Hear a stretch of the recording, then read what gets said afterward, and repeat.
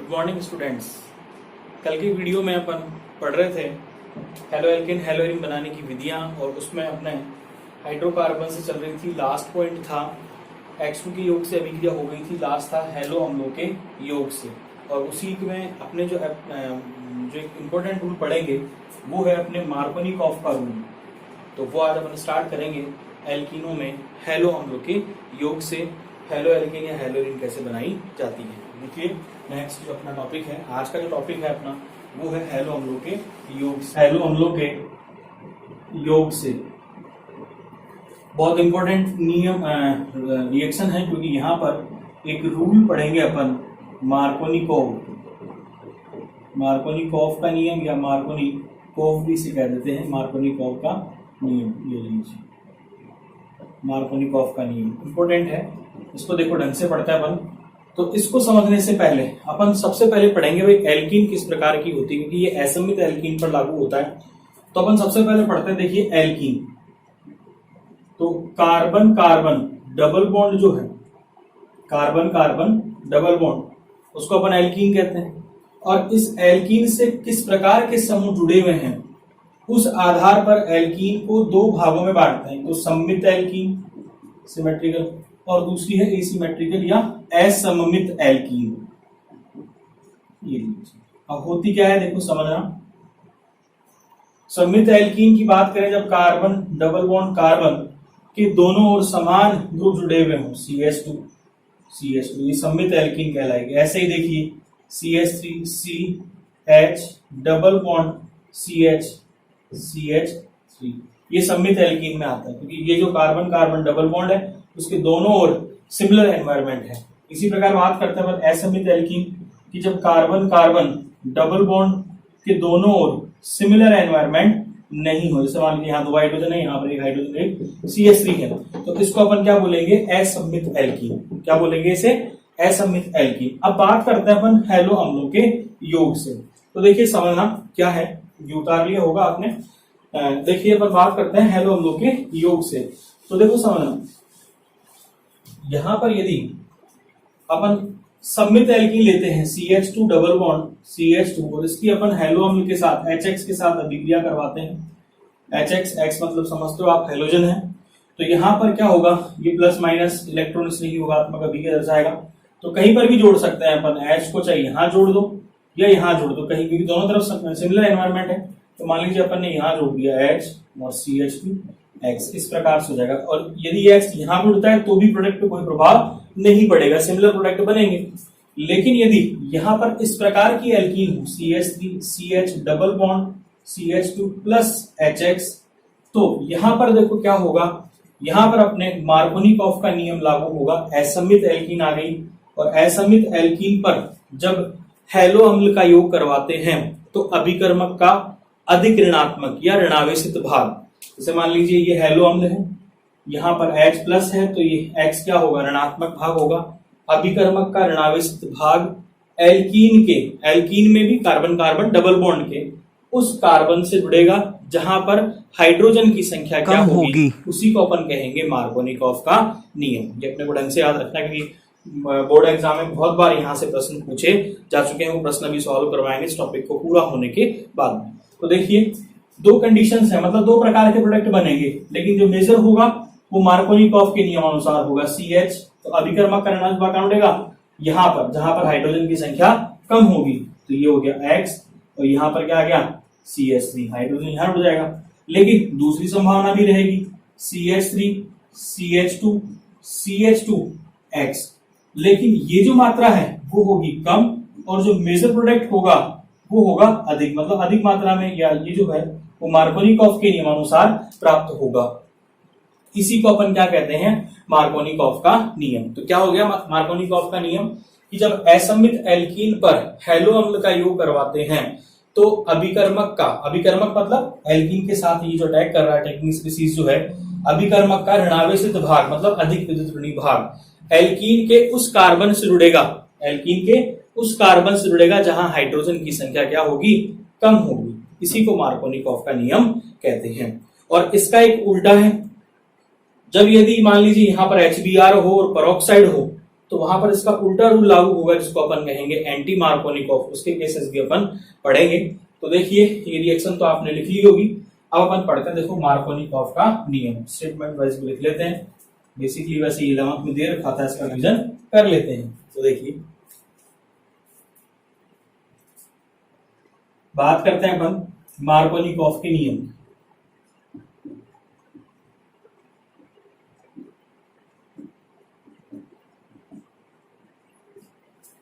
वैसे इसको अपन जो पढ़ेंगे मार्कोनिकॉफ, ये जो हिंदी मीडियम बुक्स में मार्कोनिकॉफ भी दे रखा है, मार्कोनिकॉफ का नियम। तो देखिए क्या है ये नियम ये है कि असममित एल्कीन पर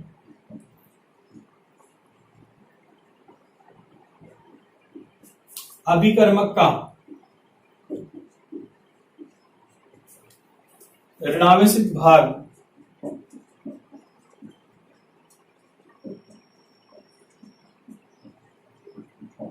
एल्कीन के उस कार्बन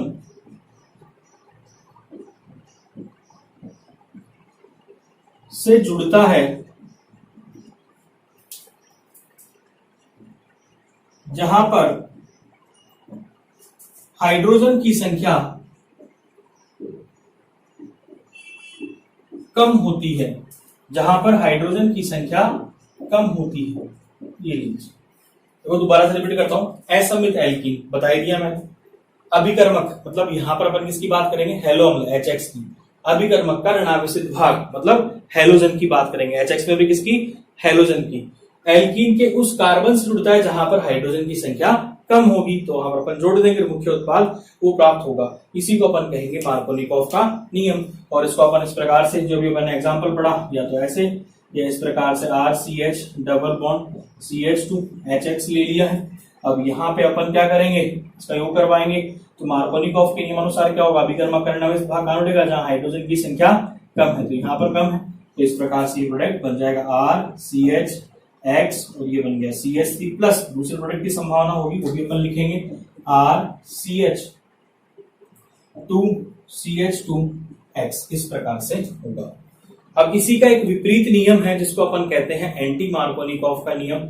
वो कब लागू होता है वो भी इसी के साथ पढ़ लेते हैं, उसके उदाहरण भी अपने एग्जांपल्स वगैरह बुक में दे रखे हैं, तो वो भी अपन साथ के साथ सॉल्व कर लेते हैं। देखिए क्या है, तो मार्कोनिकॉफ के नियम का उल्टा है एंटी मार्कोनिकॉफ।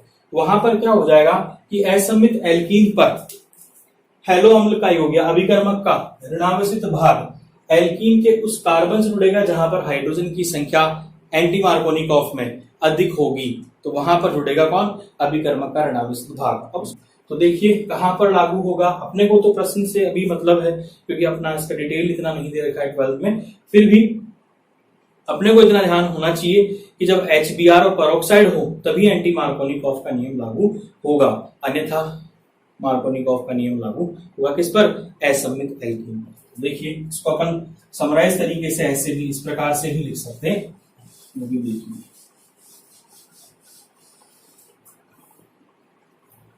HX है, ये लीजिए। HX में एक तो लिखते हैं अपन HBr और दूसरी तरफ अपन रखते हैं HCl है, HF है और HI है। अब इसमें देखो हमेशा यहाँ पर तो मार्कोनिकॉफ का रूल लागू होगा, तो यहाँ पे अपन लिखेंगे कोई भी कंडीशन हो यहाँ पर मार्कोनिकॉफ या मार्कोनिकॉफ रूल फॉलो होगा। और यहाँ पर मतलब मैकेनिज्म कौन सी फॉलो होगी, आयोनिक मैकेनिज्म होगी। जबकि बात करें अपन HBr में तो इसमें दो कंडीशंस, यदि यहाँ पर आपको पेरोक्साइड दे दिया गया तो यहां पर लागू होगा एंटी मार्कोनिकॉफ रूल। मतलब कौन सी मैकेनिज्म फॉलो होगी, फ्री रेडिकल मैकेनिज्म फॉलो होगी। और अभिकर्मक का ऋणावेशित भाग कहां पर जुड़ेगा, जहां पर हाइड्रोजन की संख्या अधिक होगी, एंटी मार्कोनिकॉफ रूल। और यदि कुछ नहीं दे रखा है देन यहाँ पर मार्कोनिकॉफ का रूल लागू होगा, और वो भी कौन सी मैकेनिज्म है, आयोनिक मैकेनिज्म। इस प्रकार से तो ये हमेशा ध्यान रखना कि HBr यदि सिंगल है तब मार्कोनिकॉफ का, HBr के साथ यदि पेरोक्साइड है तो फिर एंटी मार्कोनिकॉफ का रूल लागू होगा। बाकी शेष जितने भी केसेस हैं इस प्रकार के उनमें सब में क्या होगा, मार्कोनिकॉफ का नियम लागू होगा।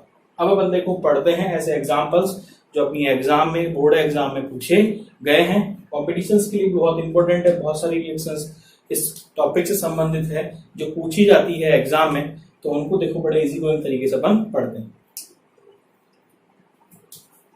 बोर्ड में जो पूछे गए हैं एग्जाम्पल्स वो लिख लेते हैं। देखिए पहला है CH3 CH double bond CH2 HI, पहली फर्स्ट रिएक्शन है। सेकंड है, यहां पर अपने को प्रोडक्ट लिखना है, आप भी साथ के साथ उदाहरण लिखते जाइए, फिर अपना आंसर चेक करना कि आंसर सही आ रहा है कि नहीं आ रहा।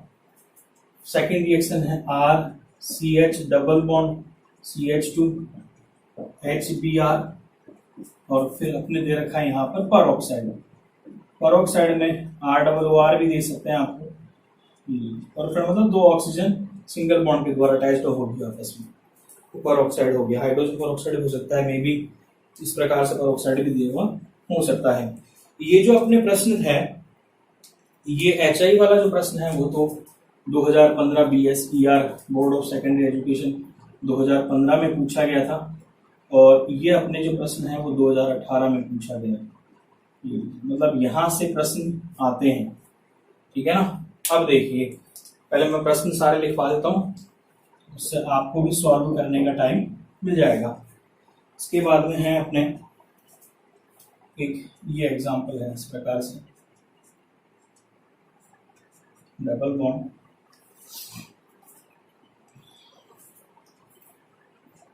H और ये HBr, ये यहाँ पर परऑक्साइड नहीं है, सिंपल है, तो वो प्रोडक्ट हो जाएगा। फोर्थ रिएक्शन है, उतारते जाइए इसको साथ के साथ में,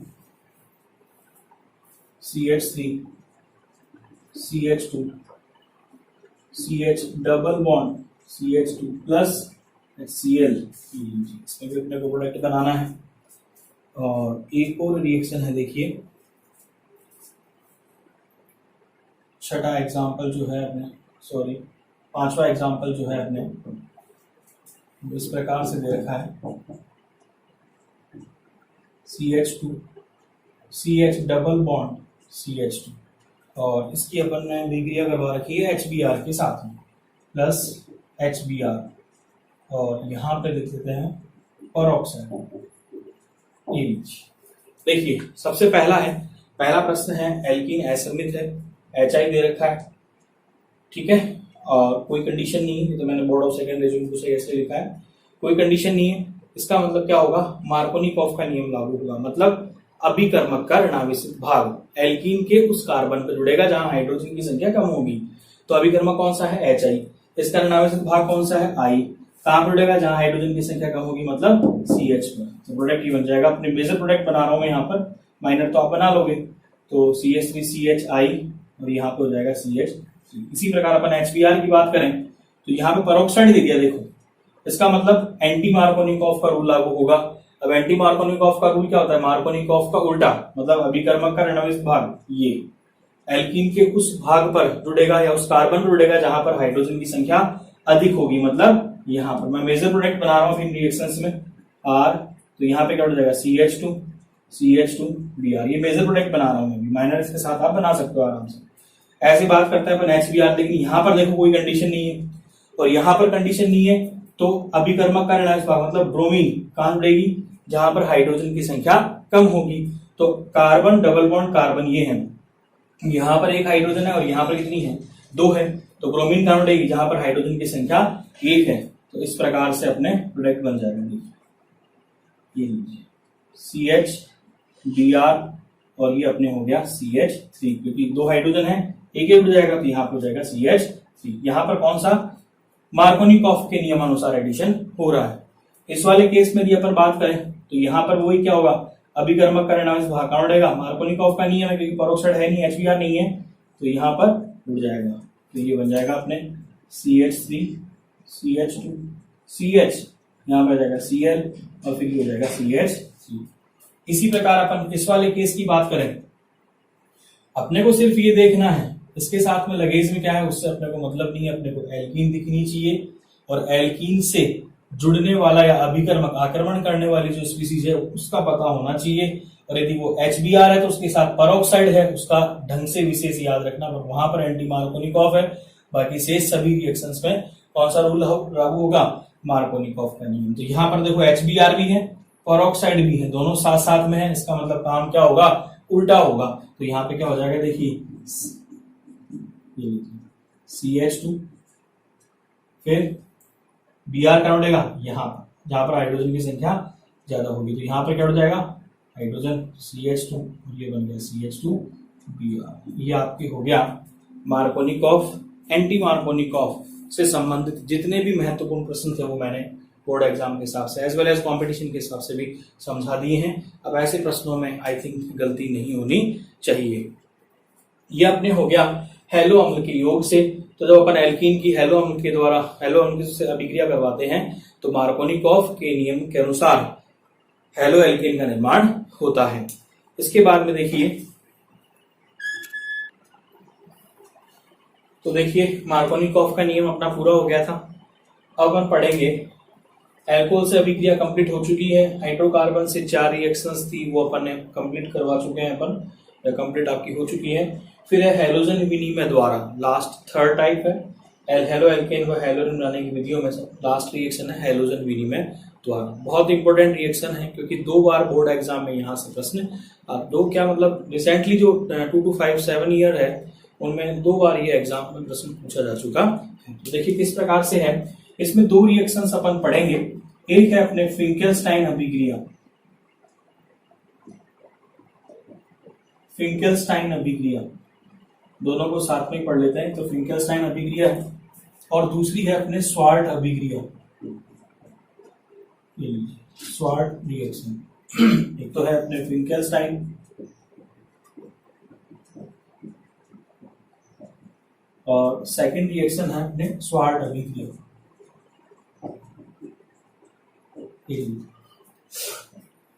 फिंकेलस्टाइन अभिक्रिया में देखो क्या करते हैं, एल्किल हैलाइड लेंगे RX और इसकी अपन अभिक्रिया करवाएंगे सोडियम आयोडाइड के साथ। और ये अभिक्रिया होती है ड्राई एसीटोन या शुष्क एसीटोन में। तो यहां पर क्या होगा, एक हैलोजन का प्रतिस्थापन दूसरी हैलोजन के द्वारा होगा, उसी को अपन बोलते हैं हैलोजन विनिमय। तो यहां पर बन जाएगा RI और ये NaX सोडियम हैलाइड जो है वो बाहर निकल जाएगा। यहां पर X के स्थान पे अपन क्लोरीन या ब्रोमीन लेंगे। अब याद करने का तरीका देखो क्या है, फिंकेलस्टाइन नाम बड़ा है, इसका मतलब इस अभिक्रिया में बड़ी आयोडीन मतलब बड़ी जो हैलोजन है वो जुड़ेगी। तो बड़ी हैलोजन कौन सी है, आयोडीन। कंफ्यूजन रहता है देखो स्वार्ट अभिक्रिया और फिंकेलस्टाइन अभिक्रिया में। तो फिंकेलस्टाइन नाम बड़ा, इसका मतलब बड़ी वाली आयोडीन जुड़ेगी। स्वार्ट नाम छोटा है, इसका मतलब छोटी वाली जो हैलोजन है, सॉरी आयोडीन क्या, छोटी वाली जो हैलोजन है वो जुड़ेगी। फिंकेलस्टाइन नाम बड़ा, बड़ी हैलोजन। स्वार्ट नाम छोटा, छोटी हैलोजन। तो छोटी हैलोजन आकार में कौन सी, फ्लोरीन, आकार में बड़ी हैलोजन आयोडीन। तो यहाँ पर हो जाएगा एल्किल आयोडाइड का निर्माण।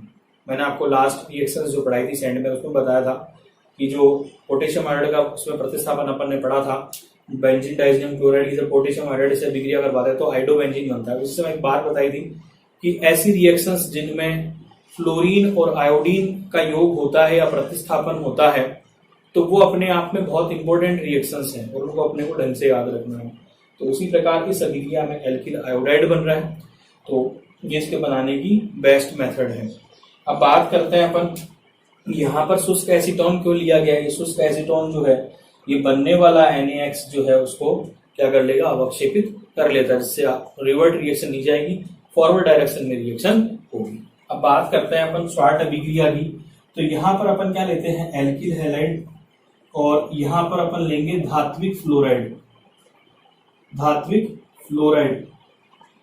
ये धात्विक फ्लोराइड की प्रेजेंस जैसे कि AgF, जैसे कि COF2, ठीक है ना, जैसे कि SbF3, इस प्रकार के कंपाउंड होंगे। फ्लोरीन के द्वारा प्रतिस्थापन होगा इस वाले X का और यहाँ पर बन जाएगा अपने एल्किल फ्लोराइड, जो कि स्वार्ट अभिक्रिया एल्किल फ्लोराइड प्राप्त करने की क्या है, श्रेष्ठ विधि है या बेस्ट मेथड है। It is a best method for the preparation of alkyl fluoride.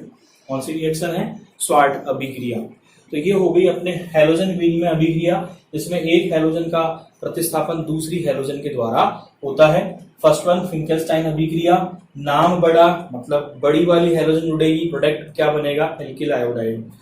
Sword अभिक्रिया मतलब नाम छोटा है तो छोटी वाली हैलोजन जुड़ेगी, मतलब एल्किल फ्लोराइड। तो ये अपने हो गई हैलोजन विनिमय अभिक्रिया, और ये कंप्लीट हो गया अपने हैलो एल्केन व हैलो एरीन बनाने की विधियां जो है वो कंप्लीट हो चुकी हैं आज।